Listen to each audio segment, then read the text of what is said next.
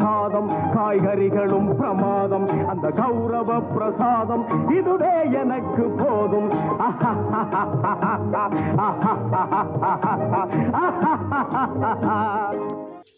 Hi friends, welcome to Alli's Darbar. இந்த நாள் இனிய நாளாக அமைய வாழ்த்துக்கள். இன்றைக்கி ஈவினிங் ஸ்நாக்ஸுங்க, கல்கண்டு வடைங்க, அதுதான் செய்ய போகிறேன். இந்த மெஷரிங் கப்பால் ஒரு கப்பு நல்லா கொஞ்சம் குவிச்சு அளந்த மாதிரி உருட்டு உளுந்து எடுத்துக்கிட்டேங்க. 4 டேபிள் ஸ்பூன் பச்சரிசி, அது சாப்பாட்டுக்கு போடுற அரிசியாக இருந்தாலும் சரி, இல்லை மாவு அரிசி பச்சரிசியாக இருந்தாலும் சரி, அதையும் எடுத்துக்கலாங்க. இந்த 1 கிலோ உளுந்தோடு இந்த அரிசியும் சேர்த்து நல்லா 2-3 தடவை கழுவிட்டு ஒரு 2 மணி நேரம் நல்லா ஊற வைங்கங்க. நம்ம இட்லிக்கெல்லாம் ஊற வைப்போம் இல்லையா, அந்த மாதிரி நல்லா ஊற வச்சுட்டு நல்லா இந்த மாதிரி ஒரு வடிகட்டியில் போட்டு நல்லா தண்ணி எல்லாம் ட்ரெயின் பண்ணி, ஒரு சொட்டு தண்ணி கூட இருக்கக்கூடாதுங்க. தண்ணி நல்லா ட்ரெயின் ஆனதுக்கப்புறம் கிரைண்டரில் போட்டு அரைக்கணுங்க. அரைக்கும்போது சும்மா ஸ்பூனால் தண்ணி அப்பப்போ லேசாக ஊற்றி அரைக்கணும். தண்ணி ஊற்றுனீங்க கல்கண்டு வடை வடையாகவே இருக்காது. இதுக்கு தண்ணி என்னன்னு பார்த்தீங்கன்னா, இந்த கல்கண்டு தான். எவ்வளோ உளுந்து எந்த கப்பில் எவ்வளோ அளவு எடுக்கிறோமோ அதே அளவு கல்கண்டுங்க. இப்போ 1 கப்பு உளுந்து எடுத்திங்கன்னா 1 கப்பு கல்கண்டு, அரிசி அதுக்கு 1/4 கப்பு, அவ்வளோதாங்க அளவு. இதுக்கு தேவையான ஜாமான் இந்த 3 ஜாமான் தான். அப்படியே வடைக்கு அரைக்கிற மாதிரி அரைச்சி எண்ணெயில் சுட்டு எடுக்க வேண்டியதாங்க. ஃபஸ்ட்டு உளுந்து கொஞ்சம் நல்லா மஞ்சத்துக்கு அப்புறமா கல்கண்டை போட்டு வடை மாவு பக்குவத்துக்கு அரைச்சி எடுக்க வேண்டியதாங்க. நான் அரைக்கும்போது உங்களுக்கு காட்டுறேன். ஓகே, இதாங்க கல்கண்டு வடை. இது கரணந்தப்புனா மரணங்கிற மாதிரி ரொம்ப பார்த்து ரொம்ப பக்குவமாக அரைக்கணுங்க. செட்டிநாடு ஸ்பெஷல் இது. அவங்க செட்டிநாடு பக்கம்லாம் இதெல்லாம் அடிக்கடி செய்வாங்க. தீபாவளிக்கு நாளே இந்த வடைக்கு ஊற வச்சு அரைச்சி வடையை சுட்டு எடுத்து ஒரு மண் சட்டியில் பேப்பரை போட்டு இந்த வடையை அப்படியே வரிசையாக அடுக்கி வச்சுருவாங்கங்க. ஒரு 3 to 4 days வரைக்கும் இந்த வடை கெட்டு போகாமல் அவ்வளோ நல்லா இருக்கும்னு சொல்லுவாங்க. அவங்க பக்கம்லாம் இது ரொம்ப ஃபேமஸுங்க. செட்டிநாடு பக்கம்லாம் இந்த கல்கண்டு வடைங்கிறது. நம்ம சமீபத்தில் நம்ம சமையல் கலையரசி ரேவதி சண்முகம் அம்மா அவங்க சேனலில் இதை செஞ்சு காமிச்சாங்க. ஸோ நம்மளும் அதை ட்ரை பண்ணுவோமே அப்படின்னு சொல்லி தான் அவங்க எப்படி சொல்லி கொடுத்தாங்களோ அது மாதிரி தான் ட்ரை பண்ணியிருக்கேன். பார்க்கலாம் எனக்கு எப்படி வருதுன்னு. அவங்களுக்கு சூப்பராக வந்துருச்சு. அவங்களுடைய அனுபவம், கைப்பக்குவம் எல்லாம் நமக்கு அதே மாதிரி வரணும்ல. சொல்லி தான் கொடுக்கலாம், செய்கிறத ஒழுங்காக செய்யணும்ல. Try to level best. செஞ்சு காட்டுறேன், பாருங்கள் நீங்களும். ஓகே, பாருங்கங்க, நல்லா ஊறினதை களைஞ்சிட்டு இந்த ஊறின தண்ணியை வச்சுருக்கேங்க. நம்ம தண்ணி தெளிக்கும் போது இந்த ஸ்பூனால் இந்த தண்ணியே தெளிச்சிக்கலாம். நல்லா தண்ணி வடிகிற மாதிரி இந்தமாரி ஒரு பிளாஸ்டிக் இதில் போட்டு வடிச்சிருக்கேங்க. இது தண்ணி கொஞ்சம் நல்லா வடியட்டும், அதுக்கப்புறமா நம்ம அரைக்கலாம். நம்ம இப்போ பாருங்கங்க, இந்த 1 கப்பு கல்கண்டையும் சேர்த்து இது வரைக்கும் இந்த பாருங்கள், நம்ம டேபிள் ஸ்பூன்னு சொல்லுவோம் இல்லையா, அந்த ஸ்பூனால் இதால் ஒரு 2 ஸ்பூன் தண்ணி, அதுவும் கையில் இந்த பாருங்கள் இந்த மாதிரி தண்ணி அப்படி எடுத்துக்கிட்டு இந்த குழவி ஓடுது பாருங்கள், அது சிக்காமல் இருக்கிற மாதிரி இப்படி சும்மா கையை நினச்சிக்கிட்டு இப்படி தண்ணி தெளிச்சதுதாங்க. அது உங்களுக்கு கணக்கு சொல்லணுன்றதுக்காக இந்த டேபிள் ஸ்பூனுன்னு சொல்கிறேன். இங்கே பாருங்கள், நல்லா மைய அரைச்சிடணுங்க. அப்போ தான் உங்களுக்கு வடை நல்லா தட்டை வரும். இதை இன்னும் ஒரு 5 நிமிஷம் ஓடுனா போதும், மாவை வழிச்சிட வேண்டியதாங்க. ஓகே, நம்ம கைக்கு மாவை தொட்டு பார்த்தாலே தெரியும் வடை மாவு பக்குவம். வழிச்சிட வேண்டியதாங்க. ஓகே, நைஸாக தாங்க அரைக்கணும், தண்ணி ஊற்றாமல் அரைக்கணும். நம்ம கையை நினச்சிக்கிட்டு நம்ம ஈர கையோடையே இந்த மாவை தள்ளி விட்டால் கூட போதுங்க. தயவு செஞ்சு தண்ணி இன்னி ஊற்றிடாதீங்க, வடையே வராது. ஓகே, நான் இதெல்லாம் வழிச்சிட்டு உங்களுக்கு வடை தட்டை போகிறதுக்கு முன்னே மாவோட பக்குவத்தை காட்டிட்டு நான் வடை தட்டி காட்டுறேங்க. கிரைண்டரை ஓடுறதுல உங்களுக்கு நான் சொல்கிறது காதில் விழுதா என்னன்னு தெரியல, கொஞ்சம் அட்ஜஸ்ட் பண்ணிக்கோங்க. இங்க பாருங்க, நீங்கள் சும்மா கையை அப்படி நினச்சிக்கிட்டு பாருங்க,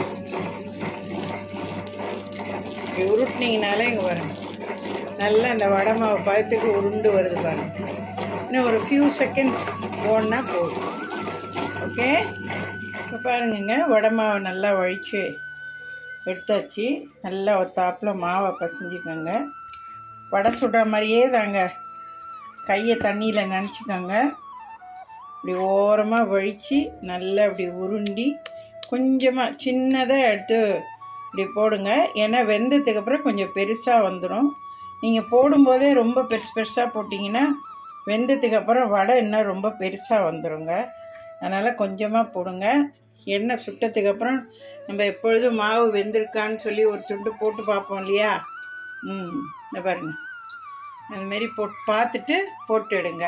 சட்டிக்கு தகுந்த மாதிரி, எண்ணெய்க்கு தகுந்த மாதிரி 2, 3, 5 அந்த மாதிரி சின்ன சின்னதாக போட்டு எடுங்கங்க. சட்டி ஃபுல்லாக போட்டு வேகாமல் விட்டுறாதீங்க. முதல்ல கொஞ்சம் எண்ணெய் காஞ்சது மீடியம் ஃப்ளேமாக வச்சுக்கிட்டு செய்யுங்க. ஏன்னா அதில் கல்கண்டு கலந்ததுனால உள்ளுக்குள்ளே வேகாது, மேலே வெந்து ஒரு மாதிரி ரொம்ப ப்ரௌனாக ஆயிடுச்சுன்னா திங்க முடியாது, கசந்து போயிடும். அதனால் எப்படி குலோப்ஜானு, பாதுஷா இதெல்லாம் நம்ம எப்படி ஒரு மீடியமான ஃப்ளேமில் வச்சுக்கிட்டு சுடுவோம், அதேமாரி அதிர்சம்லாம் அது மாதிரி மீடியமாக, ரொம்பவும் ஜாஸ்தி இல்லை ரொம்பவும் லோவாக இல்லை வச்சுக்கணும். கொஞ்சம் செவக்கிற மாதிரி இருந்தால் தீயை என்ன கொஞ்சம் குறைச்சிக்கோங்க. கடைசி வரைக்கும் ஒரே மாதிரி தீயை வச்சு சுடுங்க. ஃபஸ்ட்டு சுட்டு எடுக்கும்போது ஒரு மாதிரி பொச பொசன்னு இருக்க மாதிரி இருக்கும், பயப்படாதீங்க. நேரம் ஆக ஆக வடை நல்லா வந்துடும். நான் எல்லாம் ஒரு வடை சுடும்போது காட்டுறேன் உங்களுக்கு. பாருங்கங்க, நல்லா சூப்பராக வடையை போட்டேன். இந்த மாதிரி ஒரு குச்சியால் முதல்ல நல்லா அப்படி பெரட்டி விடுங்க. அப்புறமா வேகத்துக்கு தகுந்த மாதிரி பார்த்து பொறுமையாக எடுங்கங்க. ஓகே, இந்த வெள்ளை வடைக்கு அந்தாண்ட எங்கேயும் போகாதீங்க, பக்கத்திலே இருந்து பொறுமையாக நல்லா சுட்டெடுங்கங்க. இது கரணம் தப்புனா மரணங்கிற மாதிரி ஒரு சின்ன தப்பு பண்ணாலும் வடை சரியாக வராது. அதனால் பார்த்து கவனமாக செய்யுங்க. ஓகே, இங்கே பாருங்கள், போடும்போது எவ்வளோ குட்டியாக போட்டேன், இப்போ வேக ஆரம்பித்ததும் பாருங்கள் வடை பெருசாக வந்துருச்சு பாருங்கள். அதனால் மாவை போடும்போதே சின்னதாக உருண்டி போடுங்க. இப்போ நான் இது நல்லா ப்ரௌனாக வந்ததுக்கப்புறம் நான் காட்டுறேன். பாருங்கங்க, சூப்பராக வருதுங்க நல்லா கல்கண்டு வடை. நானே இதாங்க முதல் தர பண்ணுறேன், ரேவதி அம்மா சொல்லி கொடுத்த பக்குவத்தில். ஐயோ அருமையாக இருக்குங்க. அம்மா சொன்ன மாதிரி ஸ்வீட்டு ரொம்ப ரொம்ப மைல்டாக தான் இருக்குது, ரொம்ப ஜாஸ்தி இல்லை. அப்படி தான் சுடணும். நீங்கள் அதிர்சம் மாதிரிலாம் நிறையா ஸ்வீட்டெல்லாம் சேர்த்து பண்ணிங்கன்னா வடை சரியாக வராது. ஏன்னா இது உளுந்து சேர்த்துருக்கிறதுனால உங்களுக்கு முதல்ல வடை இந்த அளவுக்கு வர்றதுக்கு காரணமே இதோட நம்ம அரிசியும் சேர்த்து ஊற வச்சு அரைக்கிறதுனால. அதே மாதிரி தண்ணி ரொம்ப ரொம்ப வெரி ஃபியூவாக கலந்து அரைச்சி நைஸாக எடுக்கிறதுனாலையும் தாங்க. தேங்க்ஸ் ரேவதி அம்மா, தேங்க்ஸ். உங்களுடைய பக்குவத்தில் அருமையாக செஞ்சிட்டேன். எங்கள் வீட்டில் எல்லாருக்கும் ரொம்ப பிடிச்சிருந்தது. Thank you so much, thanks a lot. என்னோடய சப்ஸ்கிரைபரும் சரி, ரேவதி அம்மா சப்ஸ்கிரைபரும் சரி, கண்டிப்பாக இதை செஞ்சு பாருங்கள், நிச்சயம் நல்லா வரும். எப்பொழுதுமே ரேவதி அம்மாவோட டிப்ஸ் எல்லாம் அப்படியே கன்னாக இருக்கும், ஜம்முன்னு சொல்லி கொடுப்பாங்க. நல்லா அவங்களுடைய அனுபவம், திறமை எல்லாமே கண்ணு பார்த்தா கை செய்யுங்கிற மாதிரி சொல்லியே கொடுப்பாங்க அம்மாக்கெல்லாம். அவங்க சொல்லி கொடுக்குற டிப்ஸை நம்ம ஒழுங்காக ஃபாலோ பண்ணாலே 100% அப்படியே கரெக்டாக நமக்கு வரும். ஓகே, நீங்களும் இது மாதிரி செஞ்சு பாருங்கள். நம்ம வடை சாதாரணமாக உளுந்த வடை எந்த கலரில் எடுப்போமோ அதை விட இன்னும் கொஞ்சம் கலர் கூட எடுக்கணும், அவ்வளோதான். நீங்கள் எடுக்கணுன்னே இல்லை, அது தானாகவே அந்த கலர் வந்துடும். ஏன்னா நம்ம கல்கண்டு சேர்த்து அரைக்கிறதுனால. ஓகே, இப்போ பாருங்கங்க, கல்கண்டு வடை செம்மையாக இருக்குங்க. நல்லா ஆற ரொம்ப நல்லா இருக்குங்க. ஆனால் அதே சமயத்தில் ரொம்ப மைல்டான ஸ்வீட்டு தாங்க. அப்படியே கல்கண்டு வடைன்னதும் அப்படியே தித்துப்பாக இருக்கும்னு எல்லாம் நினச்சிக்காதீங்க. அவ்வளோ தித்துப்பாலாம் நீங்கள் வடையை சுட்டிங்கன்னா சுடவே முடியாது. வடையே உங்களுக்கு கண்ணக்கரேர்னு போயிடும். ஸ்வீட்டெல்லாம் ரொம்ப சேர்த்திங்கன்னா மைல்டாக தான் சேர்க்கணும். அதுக்கு தான் ஒரு பங்குக்கு ஒரு பங்கு கல்கண்டுன்னு அளவு சொல்கிறது. ரேவதி அம்மா அழகாக சுட்டு காமிச்சாங்க பொறுமையாக. ரேவதி அம்மா தேங்க்ஸ் தேங்க்ஸ் தேங்க்ஸ். உங்களோட சப்ஸ்கிரைபர் தான் நான். நீங்கள் இப்போ ஒரு 2 days முன்னாடி சொல்லி கொடுத்த இந்த கல்கண்டு வடையை இதே மாதிரி செஞ்சு நான் என்னோடய சேனலில் நான் போட்டிருக்கேன். All credit goes to you. தேங்க்ஸ்மா ரேவதி அம்மா. Thanks thanks thanks. நீங்கள் இதை பார்க்குறீங்களோ என்னவோ தெரியல, என்னுடைய வீடியோவையும் என்னுடைய சேனலையும். கண்டிப்பாக உங்களுக்கு இது உங்கள் கண்ணில் தென்படும்னு நினைக்கிறேன் நம்பிக்கையோட. நன்றிம்மா, நன்றி. என்னோடய சப்ஸ்கிரைபர் எல்லோரும் இதே மாதிரி நீங்களும் செஞ்சு பாருங்கள். சூப்பராக வரும். நல்லா நான் ஃபஸ்ட் டைம் பண்ணுறேங்க. ரேவதி அம்மா சொல்லி கொடுத்ததை அப்படியே ஃபாலோ பண்ணி ஒரு சொதப்பலும் இல்லாமல் சூப்பராக வந்துருச்சு வடை ஜம்முன்னு. உங்களுக்கு கல்கண்டு சேர்த்து பண்ணுறதுனால கிட்டத்தட்ட இந்த மாதிரி ஒரு ப்ரௌனிஷ் கலராக தான் வரும். அதனால் பயப்படாதீங்க. ஆனால் கிட்டக்கையே இருந்து பொறுமையாக தீயை வச்சு சுட்டு எடுக்கணுங்க. அந்தாண்ட போயிடாதீங்க, அவசரப்படாதீங்க, பொறுமையாக செய்யுங்க. ரிசல்ட்டு 100% சூப்பராக நல்லா வருங்க. என்னோடய சேனலை சப்ஸ்கிரைப் பண்ணுங்கள், லைக் பண்ணுங்கள். நிறையா பேர் சப்ஸ்கிரைப் பண்ணாமலேயே பார்க்குறீங்க. தயவு செஞ்சு சப்ஸ்கிரைப் பண்ணி பாருங்கள். நான் வளர்ந்து ஒரு சின்ன யூடியூபர் தான். எனக்கு நல்ல சப்போர்ட் பண்ணுங்கங்க. ஹாவ் இட் எம்மி. see you next. bye. அடுத்த ஒரு சூப்பரான ரெசிபியில் உங்களை நான் சந்திக்கிறேன். bye.